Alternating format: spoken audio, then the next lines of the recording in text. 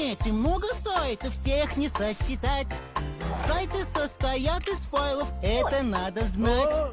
Люди файлы загружают, публикуют, удаляют зипы, доки, mp3. Вон летит Ави, смотри! Ну и, конечно, котики. Ты посмотри, какие